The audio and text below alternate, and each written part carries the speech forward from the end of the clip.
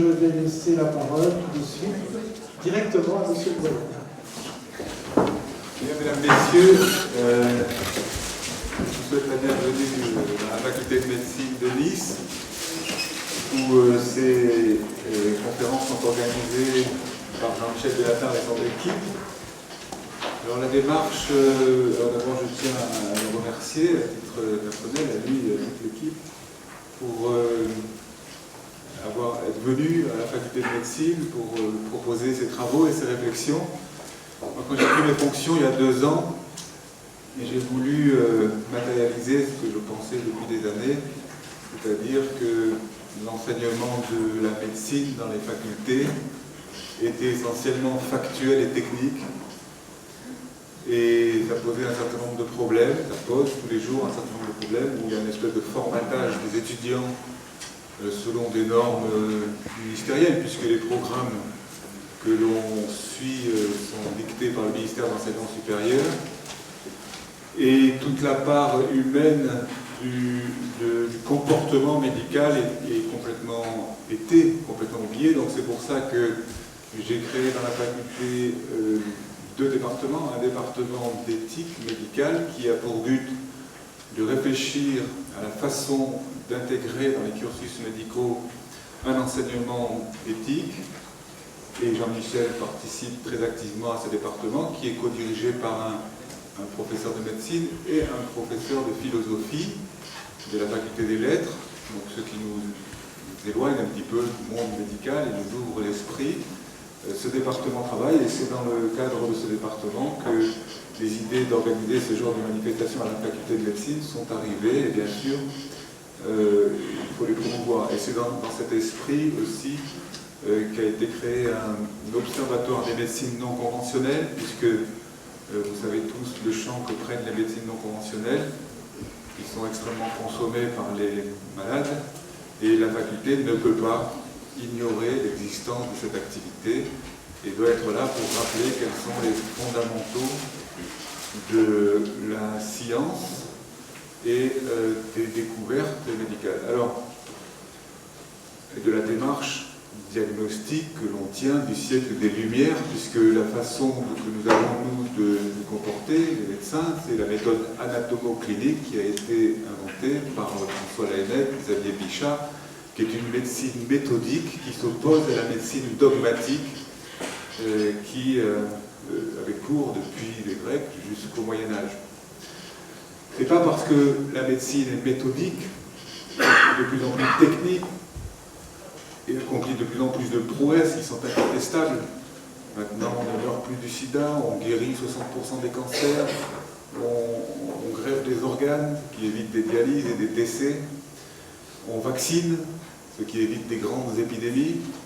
Même si tout ça peut être critiqué, analysé, il n'est absolument pas question de remettre en cause toutes ces victoires. Il est par contre évident de se rendre compte que les médecins sont formés selon un mode uniquement technique et que ça ne peut pas durer plus longtemps. Je me suis d'ailleurs aperçu que dans l'hôpital, dans le CHU, les médecins sont gérés par ce qu'on appelle des affaires médicales et les infirmières sont gérées par la direction des soins. Comme si les médecins étaient exclus des soins quelque part. Comme si on laissait aux infirmières le rôle de soigner et que les médecins étaient là pour traiter. Et donc, c'est une réalité en fait.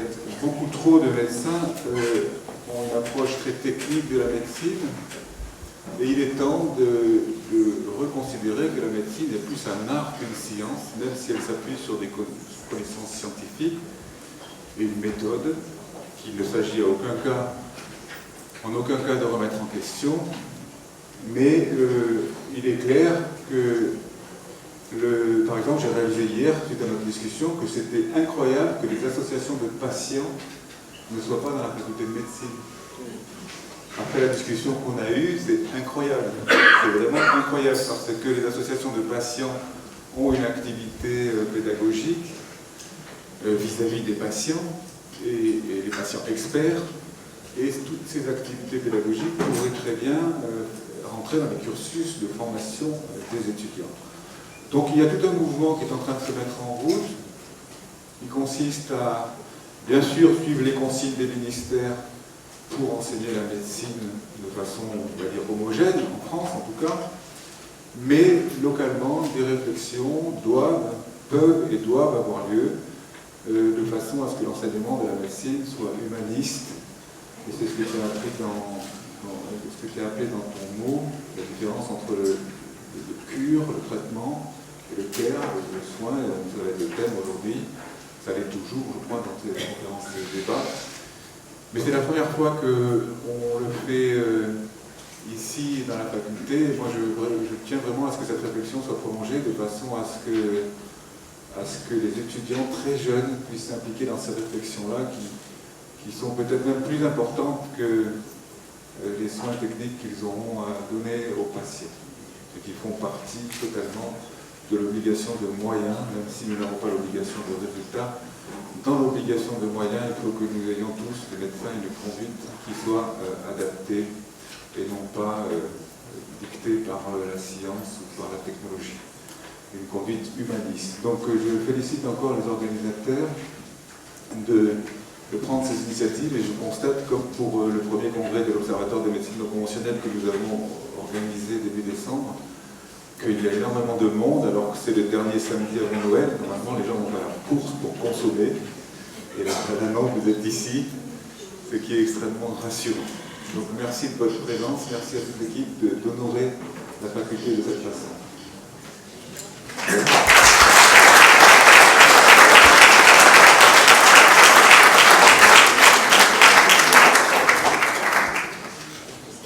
Merci Patrick. Monsieur le doyen, mesdames, messieurs, chers collègues, chers amis, notre association Maison de la médecine et de la culture remercie chaleureusement le doyen Patrick Baquet qui ouvre les portes de l'université à la Cité.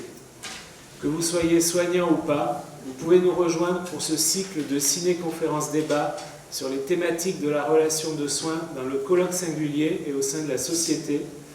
Et vous pouvez retrouver les conférences sur le site médecine-culture.org. Aujourd'hui, il s'agit de prendre soin à l'heure des nouvelles technologies. Nous pensons que soigner, prendre soin, oblige le professionnel de santé à ce qu'on a appelé une harmonisation irréductible entre le cure, soin technique, guérir la maladie, réparer un organe, et le care, soin humain, relationnel. Et là, je développe un petit peu, écouter le récit de vie du patient, ses souffrances, ses besoins, transmettre son expérience, son savoir critique, ses doutes, son savoir expérientiel, et ainsi lui donner le pouvoir, lui partager la prise de décision, devenant ainsi co-responsable de la décision, lui donner son soutien, et lui transmettre aussi l'intuition de vie vivante avec la maladie, le faire sortir du caractère figé de la maladie, de la peur des facteurs de risque. D'autant plus que le corps guérit souvent seul avec la nutrition, le sport, un placebo de petits moyens, et parfois seulement une écoute et une posture soignante, ce que Balint appelle le médecin-médicament, ou bien, comme on disait précédemment, des alternatives complémentaires non conventionnelles et non médicamenteuses. Le patient devient alors artisan et artiste de sa vie avec la maladie, mais aussi coacteur de l'équipe de soins et co-constructeur du système de santé, ou comme on le verra tout à l'heure, du système numérique de santé. Nous pensons aussi que des réunions telles que celle-ci, qui tentent d'articuler l'art, avec la présence aujourd'hui de Philippe Borel, la philosophie, la psychanalyse et l'engagement citoyen, avec la présence du professeur Roland Gori, la pratique médicale et numérique, les droits des patients, les devoirs des soignants à l'heure du déferlement des innovations technologiques. Et Jacqueline Rossan, qui est souffrante, viendra seulement pour son intervention tout à l'heure et montrera l'implication de l'ordre des médecins dans les nouvelles technologies.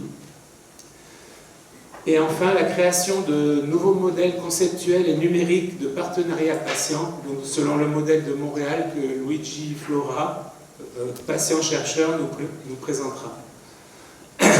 Ces réunions appellent aussi à la participation, la polyphonie du grand public, initié à la fluidité du va-et-vient entre les différents registres du soin, soins de la maladie et soins de la personne, soins techniques et soins humains, soins de l'autre et soins de soi, sciences de la vie et art du soin.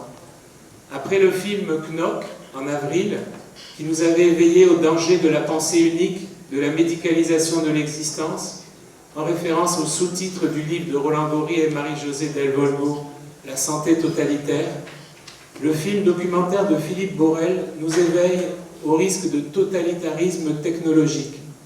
Avons-nous encore un choix individuel et collectif de santé et de société quand les dirigeants des entreprises GAFA, Google, Amazon, Facebook, Apple, se référant à l'idéologie transhumaniste avec l'aide de nos données et de la puissance des algorithmes, orientent nos représentations, le marché, la communication, la recherche, le développement, vers un homme augmenté ne faisant plus qu'un avec la machine, cyborg ne vieillissant pas, ne mourant pas, sa conscience conservée sur disque dur, cyberchondriaque, défini par son génome à la naissance, ses facteurs de risque, surveillés 24 heures sur 24 par des puces sous-cutanées. La réalisation de ce projet qui occulte notre vulnérabilité, qui revendique la mort de la mort, ne serait-il pas plutôt celui de la mort de notre humanité? Ne présente-t-il pas, s'il advenait, le risque de rupture de la solidarité, de stigmatisation des êtres humains non augmentés? Ne capte-t-il pas toute notre attention et toutes les ressources quand nous savons bien que le principal déterminant de santé est représenté par la précarité socio-économique? Cette réunion est pour nous l'occasion de revendiquer une autre voie possible, celle de l'apprentissage tout au long de la vie des humanités et de la raison critique, celle du partage de la parole, des expériences sensibles et artistiques, celle des nouvelles technologies pensées à l'aune du prendre soin dans le colloque singulier, devenant aujourd'hui réseau de soignants, soignés et proches aidants, éclairés, celle de l'engagement de chaque citoyen pour un vivre ensemble démocratique.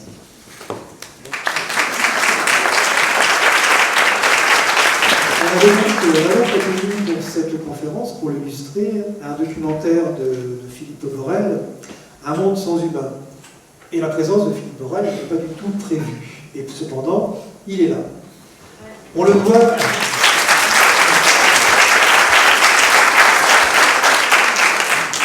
On doit sa présence à une alerte Google, qui lui a signalé que du côté de Nice, des gens s'agitaient autour de son documentaire. Il y a une semaine, il nous a téléphoné et tout s'est réglé en 5 minutes. On lui a dit bah, venez, et il nous a dit bah, je viens. Et donc il est là.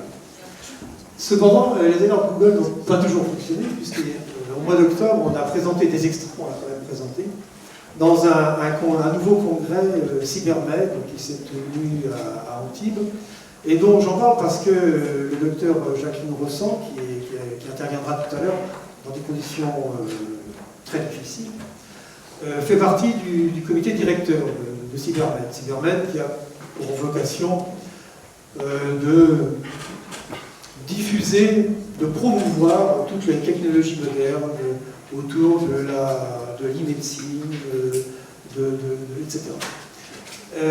Quand on a présenté et qu'on est intervenu rapidement pendant ce congrès, on nous a taxé de technophobes. Et on va s'employer aujourd'hui à prouver que nous ne sommes pas technophobes et tous nos intervenants vont le prouver. Alors Philippe Borel. Philippe Borel, avant de lancer le film, ce que j'aimerais, c'est que tu nous rappelles brièvement ton parcours, parce que tu as un grand parcours de documentaire, de documentariste. Ici, j'ai vu la liste en tout cas. Comment tu es arrivé à un monde sans humain? Je sais que tu l'as fait, dont l'idée de base est celle de Noël Mamère. Comment s'est faite, quelle est la genèse qui t'a amené, qui vous a amené à réaliser ce film? Bonjour, ça fait plaisir de voir un amphi plein samedi juste avant Noël, et c'est impressionnant. Donc merci d'être là. Et l'histoire d'un monde sans humain, c'est un peu long. Je ne vais pas repartir comme tu le suggérais depuis le début, voilà, si les gens, ça les intéresse, ils poseront une question à ce sujet, mais en gros, avant d'en arriver à un monde sans humain, en 2009, j'ai commis un autre film qui s'appelle Un monde sans fou. Point d'interrogation. il y a des gens à qui ça dit quelque chose apparemment, oui. Et ce film interrogeait, mettait en perspective, d'un côté la crise d'une psychiatrie un peu moribonde, où finalement les malades chroniques au long cours intéressent moins aujourd'hui, les soignants, en tout cas le système qui les encadre. Et parallèlement, on voit la montée en puissance de politiques de santé mentale pour tous, avec des cibles qui, en fait, quand on les étudie, on s'aperçoit que c'est toute la population. Ça commence par les enfants à l'école, ensuite les salariés dans l'entreprise, il faut accompagner la hausse de productivité, certains souffrent au travail et frôlent parfois le burn-out, ou tombent malades à cause du boulot. Ça concerne les migrants, ça concerne les vieux, enfin voilà, donc finalement c'est tout le spectre de la population qui se voit accompagné dans les dispositifs de santé mentale. Et quand on lit des rapports qui sont commandés ici ou là, et je pense à celui par exemple de Nathalie Pousko-Morizet qui a rendu un rapport sur la santé mentale comme enjeu de croissance, pour accompagner la hausse de croissance, on peut se poser des questions sur la gestion technoscientifique des populations. Et donc, j'avais envie d'explorer un peu plus loin cette gestion technoscientifique, sachant qu'un monde sans flou se passait essentiellement en France. Un monde sans humain, j'élargissais un peu plus le spectre du possible pour ma caméra. Et Noël Mamère, qui est co-auteur du film, lui avait déposé auprès de ma productrice, Fabienne Servan-Schreiber, un projet qui s'appelait De Zatopek à Pistorius, sur l'homme cyborg, Zatopek étant ce champion tchèque qui était éboueur dans les années 50 et qui courait plus vite que tout sans être augmenté, chimiquement ou mécaniquement. Pistorius étant connu pour ses lattes, avant d'être connu dans les faits divers récemment, connu comme un homme augmenté grâce à ses lattes en carbone qui lui permettent de défier les valides à la course à pied. Voilà. Donc on s'est rencontré avec Noël, et puis finalement, Noël n'ayant plus rien à prouver après toutes ces années de journaliste, puisque Noël Mamère est d'abord, avant d'être un homme politique, avant d'être le maire de Bègle et un député de l'Assemblée nationale du côté d'Europe Écologie et Verts, c'est avant tout un journaliste. Les plus anciens de la salle se souviennent de l'émission Résistance, par exemple. Donc n'ayant plus rien à prouver, il m'a plus aidé, accompagné, que dicter un script ou une intention très précise. Et ça a permis de donner donc ce premier film, cette première collaboration, Un monde sans humain, qui explore la convergence homme-machine avec ses enjeux et ce mouvement transhumaniste. Je ne vais pas vous faire le film avant le film, vous allez le découvrir. Et ensuite, on a estimé, on a fini ce film, je l'ai tourné en 2011, il a été diffusé en 2012 sur Arte. On a estimé urgent de faire une suite, un contre-champ, une suite positive à Un monde sans humain.